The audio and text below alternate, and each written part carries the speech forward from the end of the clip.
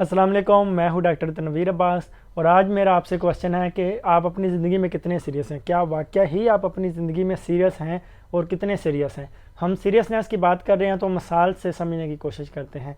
अगर आप कभी हॉस्पिटल गए हों तो आपने सुना होगा हॉस्पिटल में एक वार्ड होता है ICU, इंटेंसिव केयर यूनिट। सबसे ज़्यादा जो इमरजेंसी के केसेस होते हैं उसको उसमें रखा जाता है। एक एक मरीज़ पे 6 से 8 नर्सेज एक एक टाइम में तैनात होती हैं और उसकी एक एक चीज़ को चेक किया जाता है। हर आधे घंटे के बाद उसका ब्लड ग्लूकोज लेवल, उसका ब्लड प्रेशर और उसके एक एक चीज़ को चेक किया जाता है। और अगर उस किसी चीज़ में थोड़ा बहुत उतार चढ़ाव हो तो फ़ौरन उसको दवाइयाँ देकर उसको नॉर्मल किया जाता है। उसको पूरी सीरियसनेस के साथ कंट्रोल किया जाता है। और दूसरी तरफ होता है जनरल वार्ड में, उनकी भी एक्सपेक्ट करता हूँ, वो उधर भी मरीज़ होते हैं, लेकिन मिसाल दे रहा हूँ। जनरल वार्ड में ये होता है कि नॉर्मल एक ही वार्ड में 10 से 20 30 मरीज़ रखे होते हैं। वो इतना ज़्यादा सीरियस नहीं होता, वो एक नॉर्मल कंडीशन होता है। हम ज़्यादातर लोग जनरल वार्ड में ही होते हैं लेकिन खुद को कंप्लेन कर रहे होते हैं कि हम सीरियस हैं। सीरियसनेस ICU में होती है, इंटेंसिव केयर यूनिट में वो होती है सीरियसनेस। दूसरी एग्जांपल पे चलते हैं, मुग़ल आज़म मूवी। मुग़ल आज़म मूवी का आपने शायद नाम ना ही सुना हो। ये हमारी इस जनरेशन के पैदा होने से भी पहले की रिलीज़ हुई थी। 1944 से लेकर 1960 तक 16 साल इस मूवी को बनने को लगे। जी, 1944 और 1960 ये वही टाइम है जब दंगे हो रहे थे, जब लड़ाइयाँ हो रही थी, जब 1947 में पाकिस्तान इंडिया अलहदा हुआ था। ये उसी टाइम है। लेकिन उस बंदे ने 1944 से लेकर 1960 तक उसने अपनी मेहनत जारी रखी। फिल्म की तैयारियां हो रही हैं। सबसे पहले जी कपड़े तैयार होने हैं। कपड़े तैयार करने के लिए उस दौर में बेस्ट जो दर्जी होते थे वो होते थे दिल्ली के, स्पेशल दिल्ली से दर्जी मंगाए गए। उसके बाद ज्वेलरी तैयार होनी थी। ज्वेलरी के लिए स्पेशल जो बेस्ट जो उस टाइम के ज्वेलरी बनाते थे, हैदराबाद में बेस्ट ज्वेलरी बनती थी, तो हैदराबाद से स्पेशल ज्वेलरी बनाने वालों को बुलाया गया। उसके बाद वो क्राउन पहनते थे, जो जंग होती है तो अपनी हिफाजत के लिए जो क्राउन पहनते हैं, वो क्राउन बनाने के लिए स्पेशल कोलालंपुर से लोगों को बुलाया गया।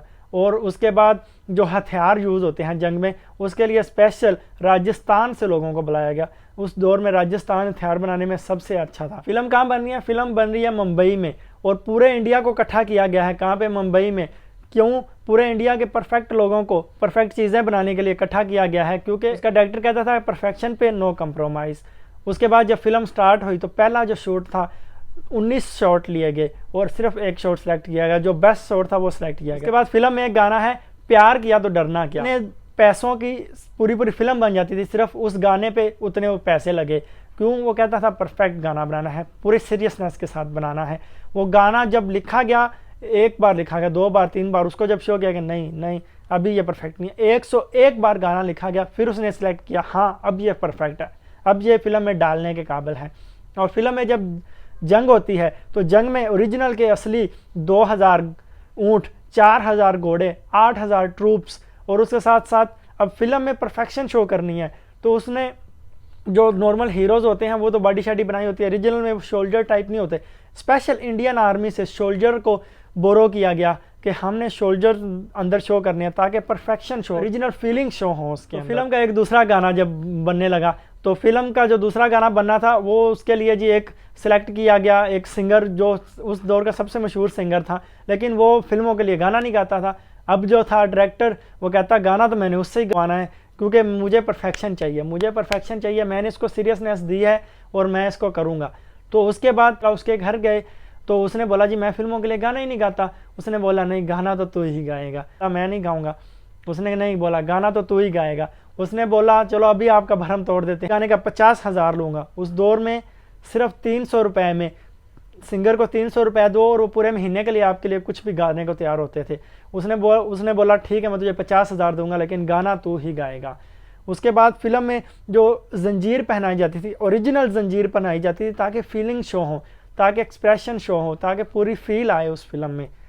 तो फिल्म का एक तीसरा गाना था मोहब्बत जिंदा है। उस गाने में अब इको प्रोड्यूस करनी थी। तब उस दौर में ना तो इतनी टेक्नोलॉजी थी कि खुद इको प्रोड्यूस कर दे।